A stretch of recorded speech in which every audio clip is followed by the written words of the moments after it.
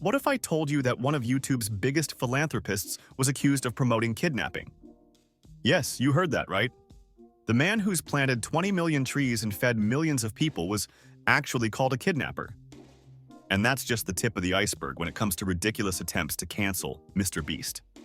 Today, we are diving into the most absurd cancellation campaigns that not only failed, but backfired spectacularly on those who tried. You might think someone who gives away millions would be immune to cancellation, but that hasn't stopped people from trying. By the end of this video, you'll understand exactly why these attempts were doomed from the start, and why MrBeast's reputation remains virtually bulletproof despite the constant attacks.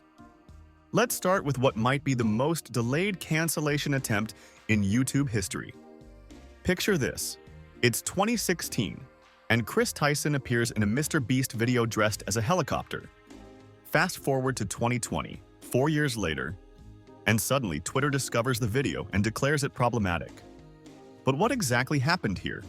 The helicopter joke originated back in 2014 on Reddit, where a user posted a deliberately over-the-top copy pasta that began with, "I sexually identify as an attack helicopter." The post was obviously satirizing absurd identity claims, not targeting transgender people. The copy pasta included ridiculous lines like, "I'm having a plastic surgeon install rotary blades, 30mm cannons, and AMG 114 Hellfire missiles on my body." MrBeast and Chris incorporated this exact copy pasta word for word in their 2016 video. It's time to live my dream. She's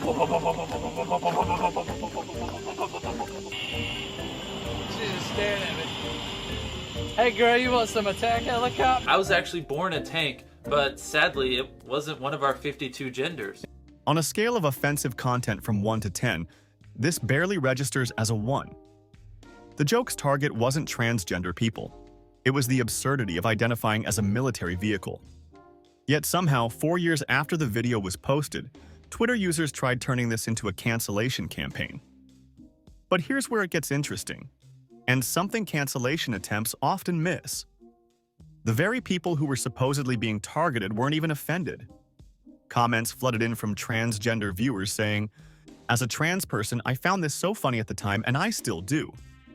My transgender sibling was laughing so hard at this." It's honestly so sad people get mad over stuff like this. It's obviously a joke. Despite this clear feedback, one persistent Twitter user actually DM'd MrBeast and Chris seeking comment, writing, "Hi MrBeast. Hope you're doing well. I was recently sent a video where you and your friend Chris Tyson make some seemingly transphobic remarks. Chris says he identifies as a helicopter. Can you comment?"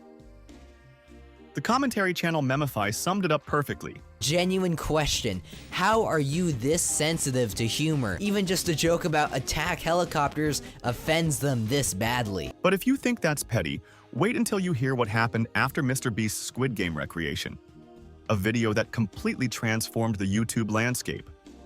In November 2021, MrBeast uploaded his Squid Game recreation, revealing he'd spent $3.5 million on production, including $456,000 for the winner. The video gained nearly 10 million subscribers in a single month. It was an undeniable masterpiece of content creation. Yet somehow, this triggered a wave of criticism. The criticism was both baffling and hypocritical. Imagine using this money to actually help those who need it, not for fun. You could have just donated the $3.5 million instead. But this surface-level criticism crumbles under even the slightest scrutiny. First, it creates an impossible standard that could be applied to literally any purchase. Why did you buy ice cream with 2 scoops when you could have gotten 1 scoop and donated the difference? Why buy a new car when you could buy used and donate the rest?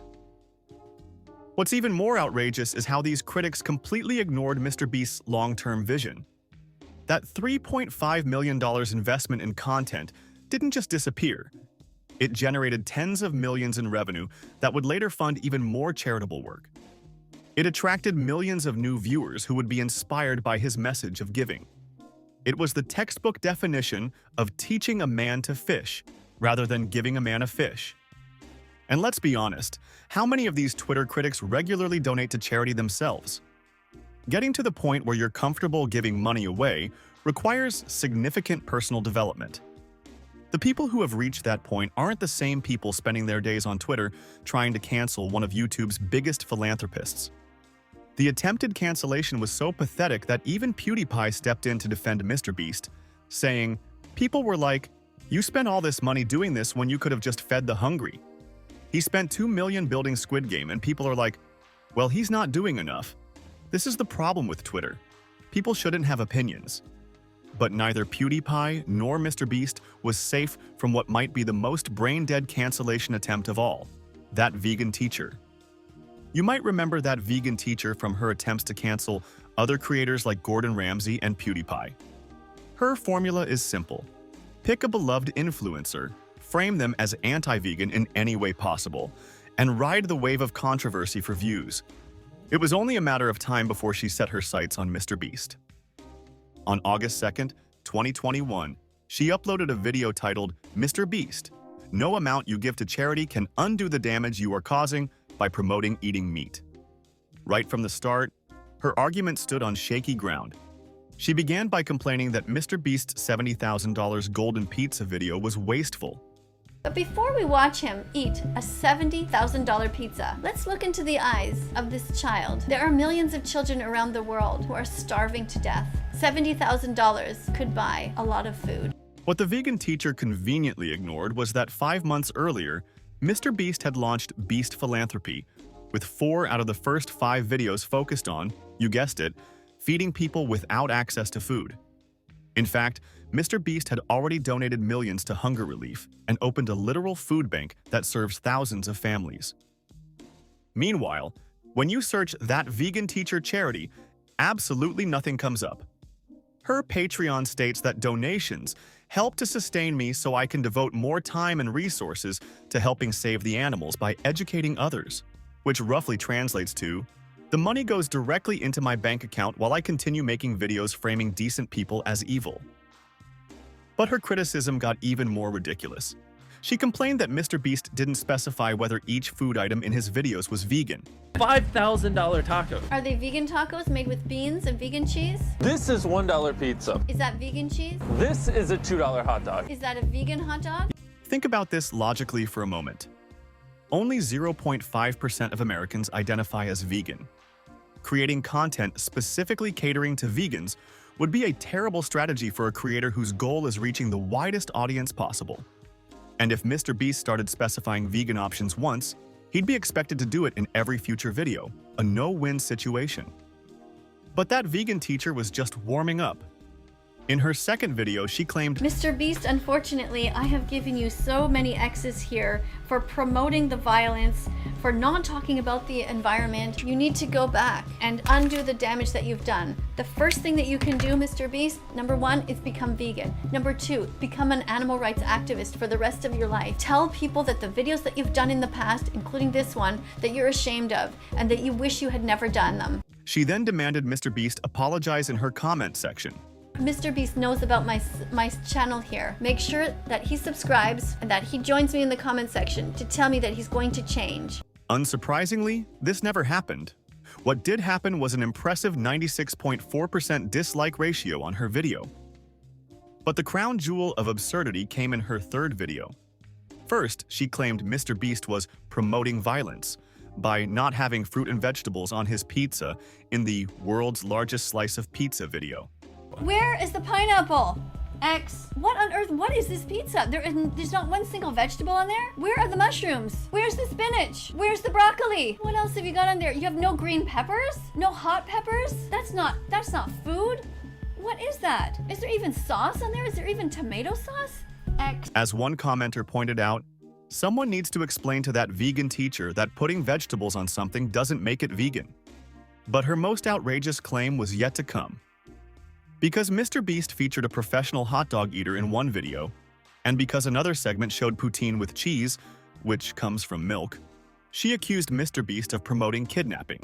Why are you promoting people that eat large amounts of food? And not only does he hold the world record for hot dogs eaten, but he has so many. Did you even say vegan hot dog at all? What else do you got here? Poutine with cheese on it? Cheese is comes from milk, which is stolen from mothers after their babies were taken from them. Do you think that kidnapping is okay, MrBeast? Kidnapping babies and stealing from them? Do you think that stealing is okay? Apparently you do. If you're scratching your head, wondering how we got from hot dogs to kidnapping, you're not alone.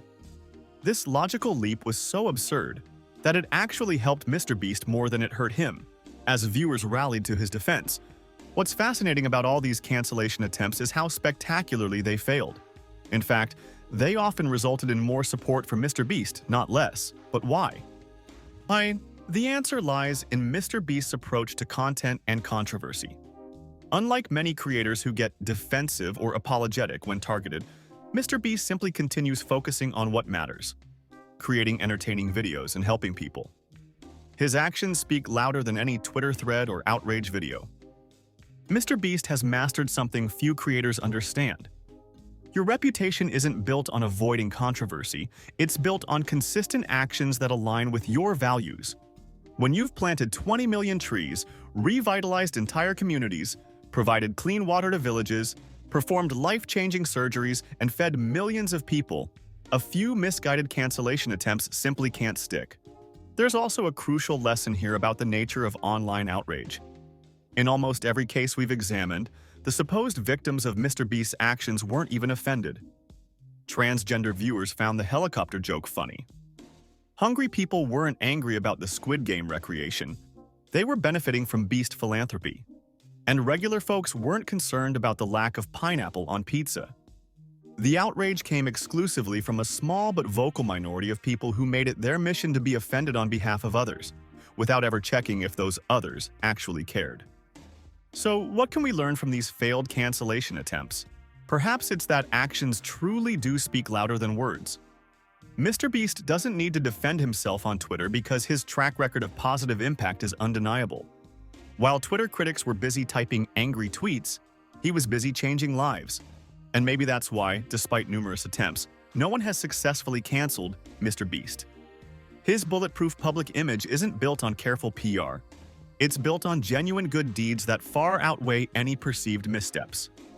Every cancellation attempt becomes nothing more than water off a duck's back. In a world where cancel culture often seems all-powerful, MrBeast stands as proof that consistently doing good can make you virtually uncancelable. And that might be the most valuable lesson of all.